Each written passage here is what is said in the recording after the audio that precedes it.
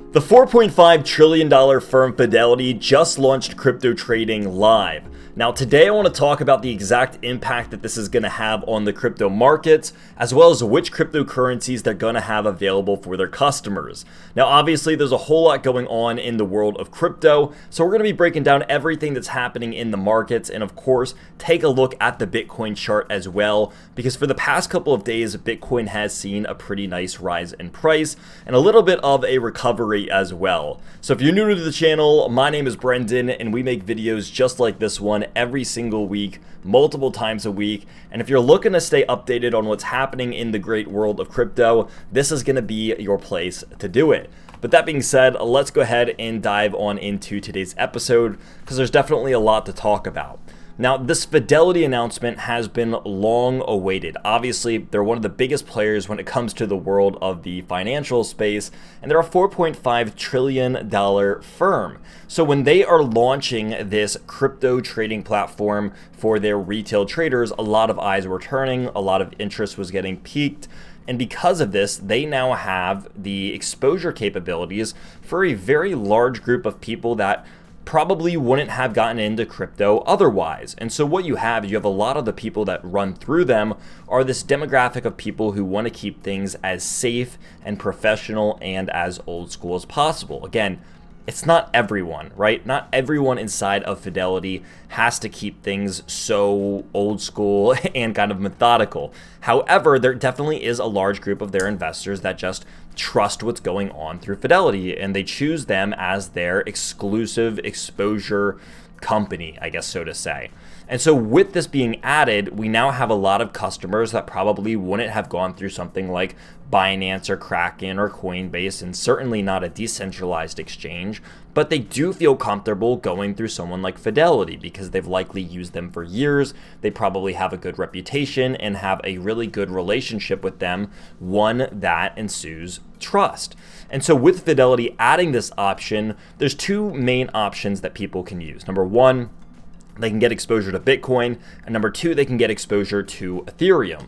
Now, we're going to kind of work our way through this, and I'll have this up on the screen so that everyone can just read this and examine this as we are working our way through this.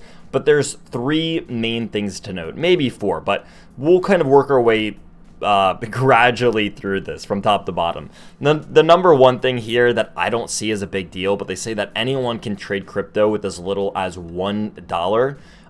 I don't see this as a significant thing. The average Fidelity account is significantly larger than this.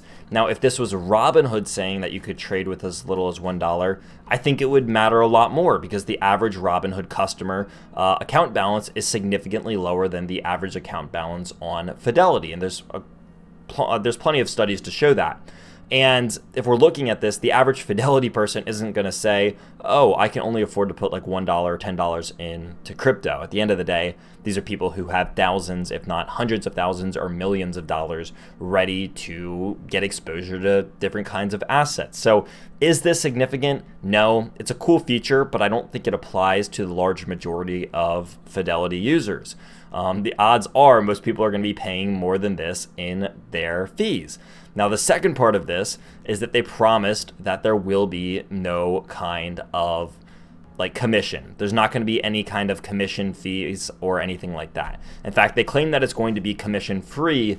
However, they said that there's going to be a spread of up to 1%. So this means that when you go ahead and you execute a trade, there could be a spread or even potentially slippage of up to 1% at the max. Now, they talk about kind of trying to get this down as low as possible, but if you essentially have a 1% spread and they're admitting this, then that means that they're likely capitalizing on the spread of these assets, and that is the commission fee. So they say, hey, we're commission free, but we have a spread that we're going to play and we're going to benefit off of it, and you're going to not benefit off of it. It's not anything that's like sneaky or slandery or anything like that, but it is something that a lot of these commission-free quote-unquote exchanges do. And they say, hey, we have no commission, but we have a larger spread. So you lose the commission money, so to say, in the spread. And at the end of the day, there's really no difference between paying the commission fee and not having a spread, or not paying the commission fee and having a spread. essentially they're getting their money either way. It's just a sneaky marketing tactic to say, look, like you could come and trade through us and not have to worry about this stuff, but you're still paying the quote unquote commission fee to make these kind of trades at the end of the day, right? Now, another important announcement here is that it's only going to be available in 35 of the US states. This is going to be things like California, New York, Texas, Florida, Massachusetts, Pennsylvania, New Jersey, and the list goes on. So if you want a full list of this, I'll leave that up to you. But if you're in one of the states that we just listed, then you already know that you're going to be one of the states that is already pre-approved for this entire process. Now, as I mentioned earlier, they're only going to be working with Bitcoin and Ethereum to start.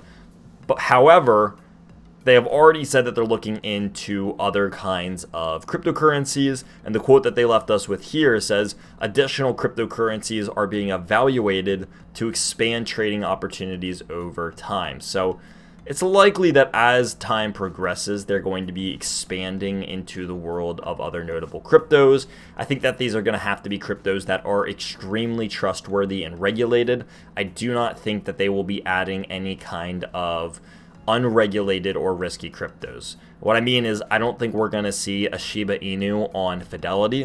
I think that that would be extremely unlikely. It's very likely, though, that we get maybe other things that they can get exposure to, probably something that is very basic, that has lasted the test of time, like maybe like Litecoin or something along those lines. But we'll see what other kind of assets that they have out there. I'd be interested to see if they even offer stablecoin exposure, but that's yet to be seen. So let me know what your thoughts are on this. Do you think that this is going to have a big impact on crypto?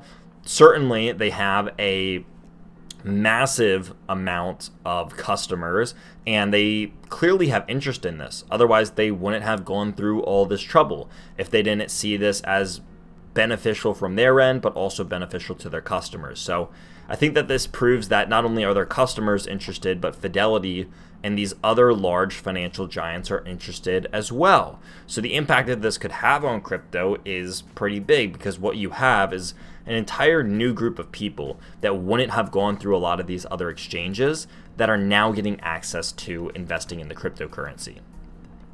Now, what about these other articles? Well, this one I found really interesting, because as the FTX implosion happened, clearly he donated a lot of money to political campaigns. And so there was this mixed review of, should that money be given back? And the large majority of people were like, we're not giving this money back. However, there was one person, Beto O'Rourke, and I hope I'm pronouncing that name right, but he actually returned $1 million check from FTX's Sam Bankman-Fried. And so this raises the question, do you think other people should follow in his footsteps and return their money? Or do you think because the money was donated before the entire scandal happened that it is free to go? Again, we don't want to get things too political over here, but this raises the point of, what should happen with this money? If it all stemmed from a big case of what looks to be global fraud, then should the money be returned? Or because this all happened before we knew that this was happening, should these politicians and people who received the donations be able to keep the money at the end of the day? And so this is just one of the cases of the outliers saying we will return this $1 million check, but there's plenty of people out there saying the opposite. So I'm curious to know all of your thoughts in the comments section down below. Let me know what all of you think about this, because I am certainly curious to know as well. And if you want to read more about this for yourself, there is a nice little article here from the Texas Tribune. Now let's talk about our final topic before we get into the Bitcoin chart. And this one is, I found it interesting. I hope all of you will as well. But Binance is actually going to be entering into Japan, or I believe back into Japan. I think that they had previously been in there, but regulation kind of pushed them out. But what they did here is they decided to acquire a crypto exchange in Japan called Sakura.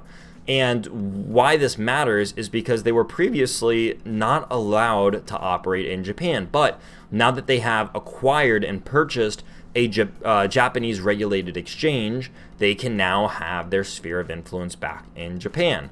And so long as they don't break the existing regulations, I'm imagining that not much is going to change from like a user or an interface side of things. They're just now going to have exposure to the Japanese markets. So what they have is a Japanese regulated and compliant exchange that they're now able to acquire market share of. And so while they were previously kind of just not able to get any of the Japanese market share that they desperately wanted, they now have exposure to the Japanese markets, or I believe once again, I'd have to fact check that, but this is a nice move for Binance. We see them trying to do this really all over the world with all the major countries that they have been booted out of, most significantly in the United States. When the United States said, hey, you're not going to be US compliant anymore, they made their own exchange called Binance.us.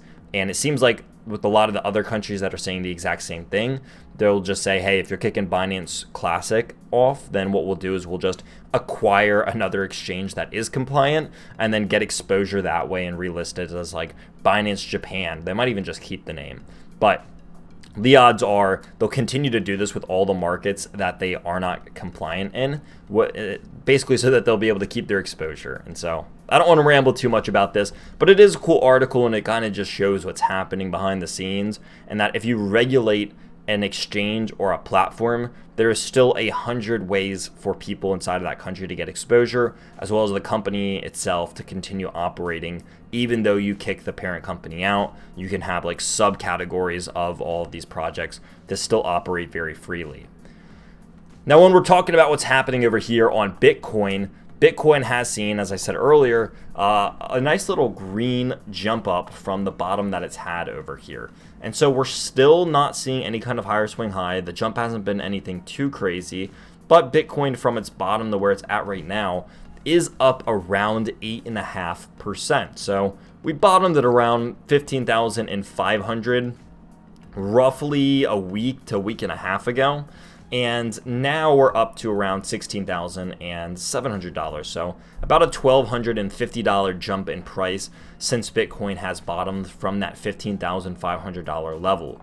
Now, the key areas that I'm looking for on Bitcoin, and I'm going to zoom out just so we can see this a little bit better, is the bottom of this previous consolidation range that we saw around around $17,500. So about $1,000 above where we're currently sitting at.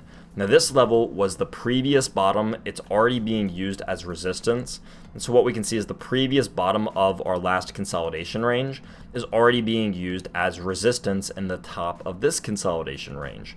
So until we're able to break out, I would say that we're very range bound in between roughly $15,500 and around $18,000. And so what we have is just this nice little range on Bitcoin that I think that it will sit in. And these are the two areas to watch. And so 18,000 is going to be a big area, and then 15,500 is going to be a big area. And until we break out of one of those zones, I really do just see us as range bound. Very, very similar to how we looked in this previous consolidation where we had a very similar zone. Basically saying that we were range bound between 18,000 and 25,000. We saw us reject this area, go down, then up, and then just essentially kind of hover in between here until previous support was broken, and then this turned into resistance. So that's kind of the immediate future that I see of Bitcoin. Not much crazy price action is happening at the moment. We did see some significant volume levels, especially when we're looking at something like the weekly chart. But if we're zooming into just a daily volume, we can see that we've seen some of the highest volume that we've seen in almost 12 months. So significant levels of both buying and selling pressure are happening right around this price level on Bitcoin. And I certainly think that that's something to note as we're moving into the last quarter or the last month or so of this year. So that's going to wrap us up, everyone. I hope all of you did enjoy. If you like the content that I make here and you want to watch more of it, definitely consider hitting that subscribe button, smack that like button, and stick around for more content just like this one. But until Friday's video, I will see all of you very, very soon.